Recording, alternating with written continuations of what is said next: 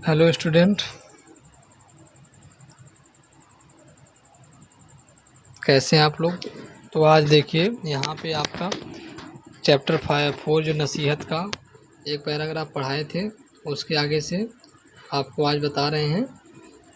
तो आप लोग बच्चे थोड़ा सा इसके विषय में पढ़ लिए थे कि नसीहत पाठ में नीलिमा और उसकी दो सगी बहनें थीं और वे सगी बहनें क्या थी कि गाना वगैरह गाने में, डांस करने में बहुत ही निपुण थी, जैसा कि इसमें बताया गया है।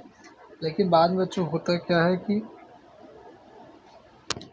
ये लोग जो है ये लोग क्या करती हैं, दोनों एक दूसरे में गाना गाने में थी और ये दोनों सगी बहनें थी। लेकिन एक का क्या थी कि फास्ट फूड वगैरह बहुत खाती थी।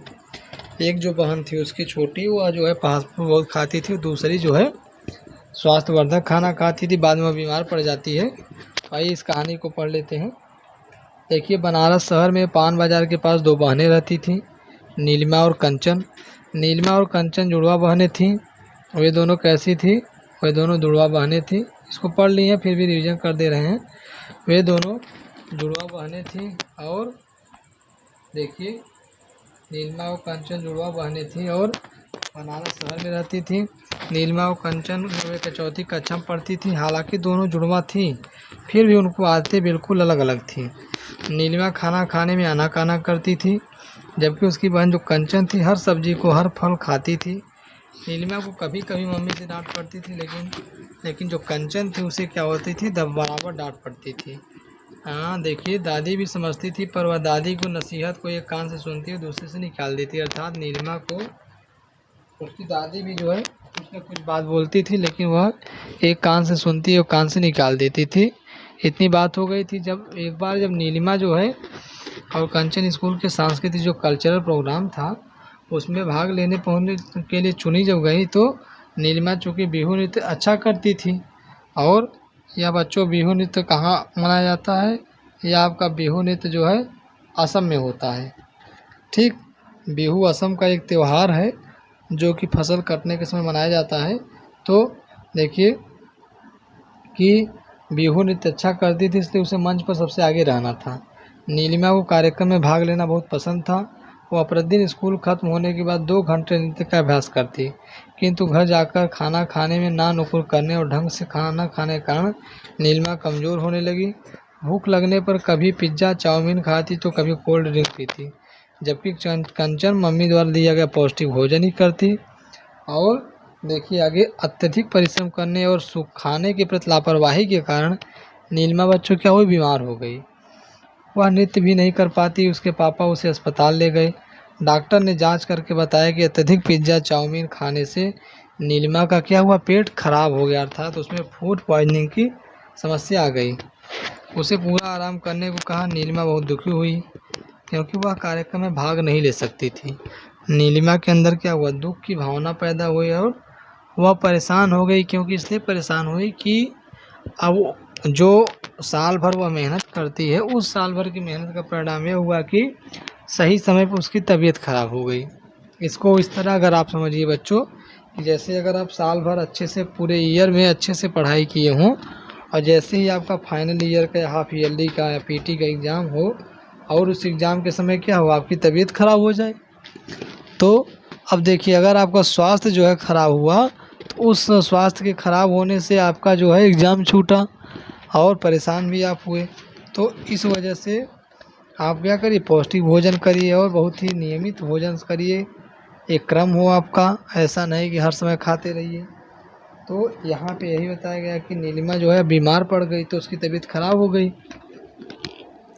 अब उसके बाद होता क्या, देखिए कि अत्यधिक परिश्रम, खाने और प्रति लापरवाही के कारण नीलिमा बीमार हो गई। नृत्य की नहीं कर पाती। उसके पापा उसे अस्पताल ले गए। डॉक्टर ने जांच करके बताया कि अत्यधिक पिज्ज़ा चाउमीन खाने से नीलिमा का पेट खराब हो गया, अर्थात उसमें फूड पॉइजनिंग की समस्या आ गई है। उसे पूरा आराम करने को कहा गया, अर्थात अब वो किसी भी प्रकार के डांस वगैरह में भाग नहीं लेगी। उसे आराम करने की सलाह जो है डॉक्टरों के द्वारा दिया गया। स्कूल से लौटकर कंचन नीलिमा को हर बात बताती। वह कहती, तुम्हारे न होने से सब मुझ में भी तुम जैसा नृत्य करने की उम्मीद करते हैं। नीलिमा मन महसूस कर रह जाती है, अर्थात जो है जब जो है यह बात सुनती है नीलिमा की, सभी दोस्त क्या कर रहे हैं, हमारी बात तो हमारे हमको याद कर रहे हैं, और कि सभी जो है इस तरह से क्या कर रहे हैं कि नीलिमा जो है अगर होती तो अच्छा डांस करती, इस तरह की बात कर रहे हैं, तो वह क्या होती, मन मसोड़ के रह जाती। तो देखिए बीमारी के कारण देखिए वह तो ठीक हो चली, फिर नहीं हो पाती, अर्थात बीमारी के कारण वह तो ठीक से चल फिर भी नहीं पाती थी, नृत्य क्या करती। धीरे धीरे वार्षिक उत्सव का दिन आ गया। उस दिन कंचन बहुत उत्साहित थी। शाम को जब मम्मी पापा स्कूल जाने लगे तो नीलिमा ने उसके साथ जाने की जिद की, अर्थात उसको भी कल्चरल प्रोग्राम देखने की इच्छा हुई थी। पापा ने बहुत मना किया, या कहा कि इतनी देर बैठे रहने से उसकी तबीयत खराब हो जाएगी, मगर नीलिमा जाने की जिद पर अड़ी रही। हार कर उन्हें नीलिमा को ले जाना पड़ा। स्कूल का सांस्कृतिक कार्यक्रम 3 घंटे तक चला। प्रत्येक कक्षा के विद्यार्थियों ने अपने कार्यक्रम प्रस्तुत किए, किंतु उसकी कक्षा के विद्यार्थियों द्वारा प्रस्तुत किया गया बिहू नृत्य सबसे अच्छा था। अर्थात जिस नृत्य को नीलिमा बहुत अच्छा कर लेती थी, उसी नृत्य का जो प्रदर्शन था उसके विद्यालय में बहुत ही अच्छा था। और देखिए किंतु उसकी कक्षा के विद्यार्थियों द्वारा प्रस्तुत किया गया बिहू नृत्य बहुत अच्छा था। कंचन बीचों बीच नीलिमा थाली वाली जगह पर नृत्य कर रही थी, और सभी दर्शक क्या कर रहे थे, जोर जोर से तालियां बजा रहे थे। अर्थात यह सब बातें देख के अब जो है नीलिमा कहती है कि शायद मैं स्टेज पर होती तो मैं भी डांस करती। तो नीलिमा का बदन भी नृत्य करते करते बच्चों की तरह ताल करता थिरकता रहा था, हाथों से बज रहा थी तालियां। वह सोच रही थी कि यदि आज वह स्वस्थ होती तो बड़े उत्साह कार्यक्रम के साथ हिस्सा लेती। साथ ही साथ उसे दादी की नसीहत भी याद आती रही, कुदरत की बनाई हर सब्जी फल व स्वाद चखो, सेहत बनाओ, तभी तन और मन दोनों स्वस्थ रहेंगे। तो इससे क्या होगा कि आप हर सब्जी को फल को खाएंगे तो आपका क्या होगा, तन और मन दोनों स्वस्थ रहेगा। नीलिमा को दादी की नसीहत महत्व समझ में आ गया, अर्थात नीलिमा को अब दादी की जो नसीहत थी, महत्व था, वह आपका क्या हुआ था, वह महत्व जो है अब क्या हुआ बच्चों, समझ में आ गया आपको। किसको, नीलिमा को। और बाद में देखिए क्या होता है कि वह जो है अब क्या करती है, नीलिमा को दादी की नसीहत का महत्व समझ में आ गया। वह कंचन की तरह माँ का बना पौष्टिक भोजन खाने लगी, और सचमुच क्या हुई, बदल गई। अर्थात जब वो अपने माँ के हाथ से बना खाना खाने लगी तो तब नीलिमा का स्वास्थ्य अच्छा हुआ। बाद में वो फिर से स्कूल के प्रोग्राम में भाग लेती है। यहाँ पे देखिए कुछ वर्ड मीनिंग है, देख लीजिए। जैसे जुड़वा क्या अर्थ होता है, जुड़वा मतलब दो जो भाई या बहन होते हैं, एक माँ के साथ पैदा हुए बच्चों को जुड़वा या बहन कहा जाता है। ट्विंस जिसको अंग्रेजी में कहते हैं, आनाकानी करना मतलब टाल मटोल करना।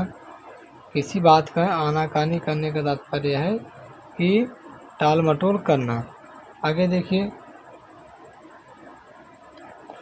नसीहत सीख, सांस्कृतिक संस्कृति से संबंधित, नृत्य मतलब नाच होता है, नानुकुर मतलब इधर उधर करना, पौष्टिक मतलब पोषण करने वाला, वार्षिक मतलब होता है वर्ष में एक से अधिक बार होने वाला, उत्सव मतलब समारोह, उत्साहित मतलब उत्साह से भरपूर और प्रस्तुत, दर्शक मतलब देखने वाला। इस तरह से नसीहत चैप्टर आपका समाप्त हुआ। अब आगे जो है बच्चों आपका एक्सरसाइज है, उसको आपको कराएंगे, और पीटी का आप तैयारी अच्छे से करते रहिए। फिर नेक्स्ट वीडियो मिलेंगे आपसे, तब तक के लिए गुड बाय बच्चों, टेक केयर।